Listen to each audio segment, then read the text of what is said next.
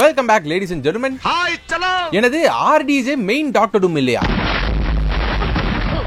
அப்புறம் எதுக்கு அவர் திரும்ப கூட்டு வந்தீங்க அப்படின்ற மாதிரி ஒரு கேள்வி உங்களுக்கு வரலாம் இந்த வீடியோ பார்க்கும்போது. பட் வீடியோ ஃபுல்லா பார்த்து முடிச்சீங்கன்னா ஒரு கிளியர் ஐடியா உங்களுக்கு கிடைக்கும். சோ ஃபேண்டாஸ்டிக் ஃபார் ஃபர்ஸ்ட் ஸ்டெப்ஸ்ல வந்து அந்த ஒரு சில ரெஃபரன்சஸ் அண்ட் அந்த ஒரு போஸ்ட் கிரெடிட்ஸ் பத்தி இன்னும் டீப்பா பேச போறோம். இன்னும் இந்த படத்தை பார்க்கலனா படத்தை பார்த்துட்டு வந்து வீடியோ பாருங்க. பிகாஸ் வீடியோ ஃபுல்லாவே ஸ்பாயிலர்ஸ் தான் இருக்க போகுது. சோ அந்த ஃபேண்டாஸ்டிக் ஃபார் ஃபர்ஸ்ட் ஸ்டெப்ஸோட போஸ்ட் கிரெடிட்ஸ் பார்த்ததுல இருந்து என்ன நடக்க போகுது, ஏன் இது நடந்துச்சு, ரெண்டு டாக்டர் டூம் வர போறானா, எதுக்குறா ரெண்டு டாக்டர் டூம், அப்படி ரெண்டு பேர் வந்தா யார் மெயின் டாக்டர் டூம் அப்படின்ற மாதிரி எக்கச்சக்கமான क्वेश्चन வந்து என் மைண்டுக்குள்ளே ஓடிட்டு இருக்கு. அதுக்கான ஒரு ப்ராப்பரான எக்ஸ்பிளனேஷன் கொடுத்து ஒரு புது வியூவை தான் உங்களுக்கு வந்து கொடுக்க போறேன் இந்த போஸ்ட் கிரெடிட்ஸ் பத்தி. Definitely it's gonna be interesting. So இதுக்கு மேல டைம் வேஸ்ட் பண்ணாம ஸ்ட்ரைட்டா வீடியோக்குள்ள போயிடலாம். பட் அதுக்கு முன்னாடி இந்த வீடியோக்கு லைக் போட்டுருங்க அண்ட் சப்ஸ்கிரைப் பண்ண பாத்துட்டீங்கன்னா மறக்காம சப்ஸ்கிரைப் பண்ணுங்க. அண்ட் இப்போ வீடியோக்குள்ள போகலாம். So Fantastic Four First Steps post கிரெடிட்ஸ்ல வந்த அந்த 2 செகண்ட் ஆஃப் பச்சை சட்டை, அந்த 2 செகண்ட் வந்த பச்சை சட்டையை வச்சு 2000 வீடியோ கிட்ட வந்திருக்கும் போல இருக்கு. நான் மட்டும் எதுக்கு சும்மா ஓடணும் அப்படின்ற மாதிரி ஆல்ரெடி என்னோட போஸ்ட் கிரெடிட்ஸ் பிரேக் டவுன்ல ஒரு 1 or 2 ஆப்ஷன்ஸ் கொடுத்திருப்பேன். ஆல்ரெடி என்ன சொல்லிருப்பேன், அந்த ஃபியூச்சர் ஃபவுண்டேஷனோட கான்ஃபரன்ஸ்ல அந்த லாட்வியான் போட்டிருந்த அந்த டெஸ்க்ல இருந்திருக்க வேண்டிய டாக்டர் டூமும் போஸ்ட் கிரெடிட்ஸ்ல இருந்த டாக்டர் டூமும் ஒரே டாக்டர் டூம் அண்ட் அது RDJ ஓட டாக்டர் டூம் அப்படின்ற மாதிரி ஒரு ஆப்ஷன் கொடுத்திருப்பேன். இன்னொன்னு வந்து அந்த 8-8 யூனிவர்ஸ்ல அந்த கான்ஃபரன்ஸ்ல இருந்திருக்க வேண்டிய டாக்டர் டூமும் போஸ்ட் கிரெடிட்ஸ்ல அப்பியர் ஆன டாக்டர் டூமும் டிஃபரண்டான டாக்டர் டூம். போஸ்ட் கிரெடிட்ஸ்ல வந்தது தான் RDJ ஓட டாக்டர் டூம் ஒரு மல்டிவர்சல் வேரியண்டா இருந்திருக்கலாம் அப்படின்ற மாதிரி இன்னொரு ஆப்ஷன் கொடுத்திருப்பேன். இப்போ புதுசா மூணாவது ஆப்ஷனை என்ன கொடுக்கிறேன் அப்படின்னா, அந்த கான்ஃபரன்ஸ்ல இருந்திருக்க வேண்டிய 8-8 யூனிவர்ஸோட டாக்டர் டூமும் போஸ்ட் கிரெடிட்ஸ்ல வந்த டாக்டர் டூமும் ஒண்ணுதான். ஆனா அன்லைக் ஃபர்ஸ்ட் ஆப்ஷன் இங்க அது RDJ-வா இல்லாம வேற யாரோ ஒருத்தரா இருக்க போகுது. அண்ட் இந்த போஸ்ட் கிரெடிட்ஸ்ல வந்த டாக்டர் டூம் தான் மெயின் டாக்டர் டூமா இருக்க போறாரு அப்படின்ற மாதிரி எனக்கு தோணுது. என்னடா கிறுக்குத்தனமா வளர்ற, அப்புறம் எதுக்கு RDJ-வை அவ்வளவு பெரிய அனௌன்ஸ்மெண்ட் எல்லாம் பண்ணி கிராண்டா கொண்டு வந்தாங்க, RDJ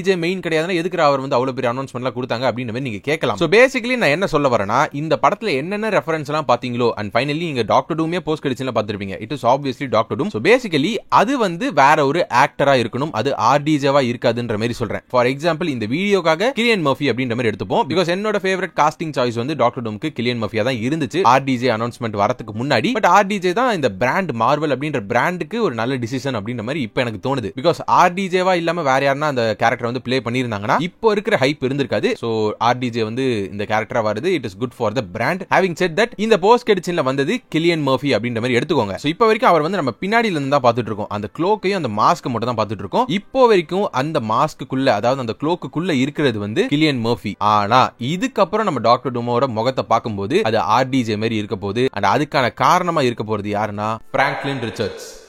சோ இந்த யூனிவர்ஸ்ல எல்லாருக்குமே பரிச்சயமா இருக்கக்கூடிய முகம், அந்த பரிச்சயமா இருக்கக்கூடிய டாக்டர் டூம் விக்டர் வான் டூம் யாருன்னா கிலியன் மர்ஃபி. ஆனா பிராங்க்லின் ரிச்சர்ட்ஸ் இப்ப அந்த கிலியன் மர்ஃபி மாதிரி இருக்கக்கூடிய முகத்தை RDJ-வா மாத்த போறான் அப்படின்றத நான் சொல்ல வரேன். This is just an option, இதுதான் நடக்க போகுதுன்னு நான் சொல்ல வரல. அண்ட் இதுல இன்னொரு கிரேசியான விஷயம் என்னன்னா, இது நடந்தாலுமே உண்மையாவே ஒருத்தர் வந்து ஆக்சுவலா டாக்டர் டூம் வேற ஒருத்தரா இருந்து RDJ-வா இல்லாம வேற ஒருத்தரா இருந்து அவரோட முகம் மட்டும் தான் நமக்கு பாக்குறதுக்கு RDJ மாதிரி மாறி இருக்கு அப்படின்ற ஒரு விஷயத்தை எப்ப எக்ஸ்பிளைன் பண்ணுவாங்க அப்படின்ற மாதிரி எனக்கு தோணுதுன்னா சீக்ரெட் வார்ஸ் படத்துல தான் கிடைக்கும்ன்ற மாதிரி தோணுது. சீக்ரெட் வார்ஸோட எண்டிங்லயோ இல்ல அந்த படத்துல எங்கயாச்சும் தான் ஆக்சுவலா இந்த டாக்டர் டூம் வந்து ஏதோ ஒரு multiversal variant of evil Tony ஸ்டார்க்லாம் கிடையாது, இல்லனா மல்டிவர்ஸ்ல டோனி ஸ்டார்க் மாதிரி இருக்கக்கூடிய ஒரு விக்டர் வான் டூம்லாம் கிடையாது. இவன் வந்து தன்னோட ஃபேஸ பாக்குறதுக்கு வந்து RDJ-ஓட இந்த டோனி ஸ்டார்க் மாதிரி மாத்திருக்கான் அப்படின்ற ஒரு விஷயத்தை சீக்ரெட் வார்ஸ்ல போட்டு உடைக்கலாம். அதுக்கு காரணம் பிராங்க்லின் அப்படின்ற மாதிரி இந்த சீனை ரீகால் பண்ணலாம். அத ஃபோர் ஷேடோவிங் பண்ற மாதிரி தான் இந்த ஒரு சீன் வந்து இப்போதைக்கு என் கண்ணுக்கு தெரியுது இந்த தியரி மூலமா. பட் எதுக்கு ஸ்பெசிபிக்கா RDJ மாதிரி இருக்கணும், எதுக்கு ஸ்பெசிபிக்கா டோனி ஸ்டார்க் மாதிரி இருக்கணும்னு நினைக்கிறாரு டாக்டர் டூம் அப்படின்ற மாதிரி ஒரு கேள்வி வரலாம். அவரோட யூனிவர்ஸ்ல மேபி உங்களை யாருமே நம்ப போறது இல்ல, ஃபேண்டாஸ்டிக் ஃபோர் டெஃபினட்டா டாக்டர் டூம் நம்ப போறது இல்ல. அப்படி இருக்கும்போது வேற ஒரு யூனிவர்ஸ்ல மத்த ஹீரோஸோட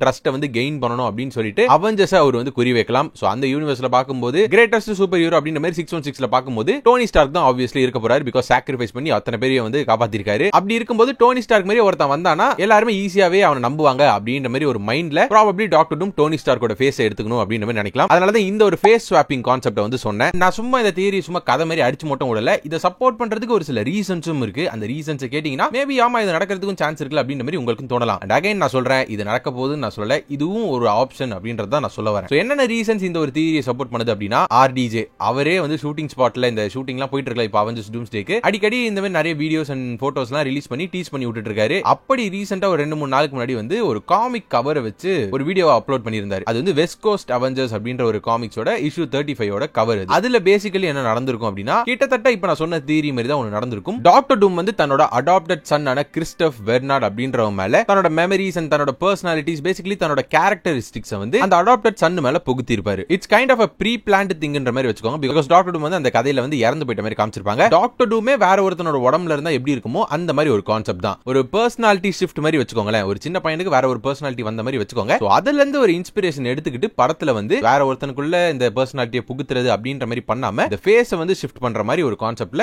இதுல இருந்து ஒரு இன்ஸ்பிரேஷன் எடுத்து போறதுக்கான சான்சஸ் இருக்கு. இதை தவிர்த்து இன்னொரு வீடியோலயும் மத்த 2 காமிக்ஸ் வந்து டீஸ் பண்ணிருப்பாரு. 1984 அந்த பழைய சீக்ரெட் வார்ஸ் காமிக்ஸ் இருக்குல்ல, அதையும் அயன்மேன் லெகசி ஆஃப் டூம்னு ஒரு காமிக்ஸ் இருக்கு, அதையும் வந்து டீஸ் பண்ணிருப்பாரு. பட் அதுக்கும் இந்த வீடியோக்கும் சம்பந்தம் இல்ல. இப்ப நான் சொல்லிட்டு இருக்க தியரிக்கும் அதுக்கும் சம்பந்தம் இல்ல. பட் இந்த காமிக்ஸ், இந்த வெஸ்ட் கோஸ்ட் அவெஞ்சர்ஸ் அப்படின்ற இந்த காமிக்ஸ் வந்து இப்ப நான் சொன்ன தியரி கூட கனெக்ட் ஆகும். இது ஒரு ரீசன். இன்னொரு ரீசன் என்னன்னா, அலெக்ஸ் பெரஸ் அப்படின்ற ஒரு இன்சைடர் கொடுக்கிற அப்டேட்ஸ் எல்லாம் வந்து ஆல்ரெடி நம்மளே இந்த சேனல்ல வந்து கவர் பண்ணிருப்போம். அப்படி இந்த அலெக்ஸ் பெரஸ் கிட்ட ஒரு ஃபேன் வந்து ஒரு கேள்வியை கேட்டிருக்காரு. அந்த கேள்வி என்னன்னா, ஆர்டிஜே வந்து இந்த 8 to 8 யூனிவர்ஸ் சேர்ந்தவர் தானா, இந்த fantastic four first steps universe சேர்ந்தவர் தானா அப்படின்ற மாதிரி கேட்டிருப்பாங்க. அதுக்கு அந்த அலெக்ஸ் பெரஸ் அப்படின்ற அந்த இன்சைடர் என்ன சொல்லிருப்பாரு அப்படின்னா, Victor Von Doom is from 8 to 8 universe அப்படின்ற மாதிரி ஒரு பதில கொடுத்திருக்காரு. கேள்வி வந்து ஆர்டிஜே இந்த யூனிவர்ஸ் சேர்ந்தவரா அப்படின்றதான் கேள்வி. பட் அதுக்கு பதில் சொல்லாம விக்டர் வாண்டூம் வந்து இந்த 8 to 8 யூனிவர்ஸ் சேர்ந்தவர் தான்ப்பா அப்படின்ற மாதிரி ஒரு பதில கொடுத்திருக்காரு. ஆர்டிஜே பத்தி பேசவே இல்ல. அப்பனா நீங்க யோசிச்சு பாருங்க, இப்ப நான் சொன்ன தியரியும் இதுவுமே கரெக்ட் ஆகுதா? மூணாவது ரீசனும் இருக்கு. ஆல்ரெடி நான் வந்து சொல்லிருப்பேன், என்னோட போஸ்ட் கிரெடிட்ஸ் பிரேக் டவுன்லயே சொல்லிருப்பேன். இந்த மியூசிக் கிரெடிட்ஸ்ல வந்து Doom question mark composed by Alan Silvestri இருந்திருக்கும். அந்த ஒரு விஷயமும் இப்ப இது கூட கனெக்ட் ஆகுது. So just imagine, Sue Storm வந்து அப்படியே பின்னாடில இருந்து நடந்து வந்துகிட்டே இருக்காங்க, டாக்டர் டூம் நோக்கி நடந்து வந்துகிட்டே இருக்காங்க. அந்த க்ளோக்க பாக்குறாங்க. அவங்களுக்கு வந்து அந்த க்ளோக்லாம் நல்லா தெரியுது. பிகாஸ் இந்த யூனிவர்ஸ்ல ஒரு டாக்டர் டூம் இருந்திருக்கான். அதெல்லாம் அவங்களுக்கு நல்லா தெரியுது. பட் அவங்கள பொறுத்த வரைக்கும் அந்த க்ளோக்குள்ள யார் இருப்பா?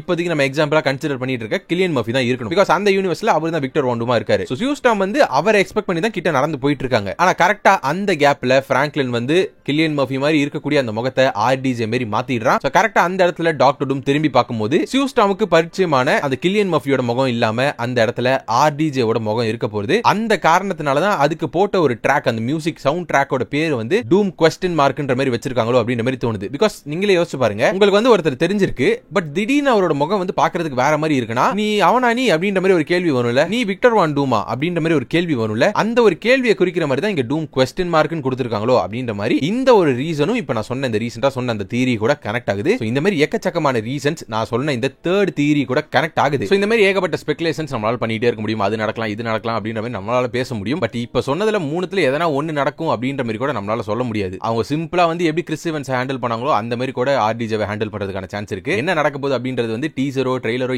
எது ரிலீஸ் ஆனாலும் நமக்கு வந்து ரிவீல் ஆக போறது இல்ல. படம் பார்த்து தான் தெரிஞ்சுக்கிற மாதிரி இருக்கும். அது வரைக்கும் ஸ்பெகுலேட் பண்றது தப்பு இல்ல. இது மாதிரி நடக்கலாமா, அதுமே நடக்கலாமான்னு பேசுறதுல தப்பே இல்ல. ஸ்பெகுலேஷன்ஸ் பத்தி பேசும்போது நான் பண்ண ஒரு கிட்டத்தட்ட ஒரு ப்ரெடிக்ஷன் மாதிரி ஒன்னு வச்சுக்கோங்களேன். அது வந்து ஆக்சுவலி ஃபேண்டாஸ்டிக் ஃபோர்ல வந்து நடந்திருக்கு. நான் வந்து ஏன் தண்டர்போல்ட்ஸ்ல வந்து 4 லெக் இருக்கு அந்த ஷிப்புக்கு, ஃபேண்டாஸ்டிக் ஃபோர் படத்துல வந்து ஏன் 3 லெக் இருக்கு அப்படின்ற மாதிரி ஒரு தியரி ஒன்னு சொல்லியிருப்பேன். இவங்க அந்த பிளாக் ஹோல் பக்கத்துல போறதுனால அவங்களோட ஷிப் வந்து டேமேஜ் ஆகி அதுக்கப்புறம் இவங்க வந்து அதை ஆல்டர் பண்ண போறாங்க, இல்லனா புதுசா ஒன்னு கிரியேட் பண்ண போறாங்க, அதனால தான் 4 லெக் இருக்கு தண்டர்போல்ட்ஸ்ல அப்படின்ற மாதிரி சொல்லியிருப்பேன். கிட்டத்தட்ட அதுதான் நடந்துட்டு இருக்கு. Partially we were right. பாப்பா அந்த மாதிரி இப்ப சொன்னதுல எதனா ஒன்னு நடக்குதா அப்படின்றத வெயிட் பண்ணி பார்ப்போம். நிறைய பேசுவோம். அண்ட் அந்த ஷிப்புக்குள்ள யார் இருந்தா அப்படின்றது வந்து it's a different topic. It's a different topic for a different video. அதையும் இந்த வீடியோல சொன்னா கடுப்பாகிறதுக்கு சான்ஸ் இருக்கு. பிகாஸ் ஏற்கனவே இந்த வீடியோல சொன்னதையே திரும்ப திரும்ப சொல்ற மாதிரி இருந்திருக்கும். அதுக்கான காரணம் எனக்கு புரிஞ்சிருச்சு அப்படின்றதுக்காக நான் மேலோட்டமா சொன்னா சத்தியமா உங்களுக்கு புரியாது. அதனால தான் திரும்ப திரும்ப அழுத்தி அழுத்தி ஒரு விஷயத்தை சொல்லிட்டு இருந்தேன். ஹோப்ஃபுல்லி புரிஞ்சிருக்கும் நினைக்கிறேன் அண்ட் பிடிச்சிருக்கும் நினைக்கிறேன். பிடிச்சிருந்துச்சுன்னா மறக்காம இந்த வீடியோக்கு லைக் போடுங்க அண்ட் சப்ஸ்கிரைப் பண்ணா பாத்துட்டீங்கன்னா மறக்காம சப்ஸ்கிரைப் பண்ணுங்க. உங்களுக்கு கூடிய சீக்கிரம் வேற ஒரு இன்ட்ரெஸ்டிங்கான வீடியோல சந்திக்கிறேன். Until then, stay safe. See you soon. Bye.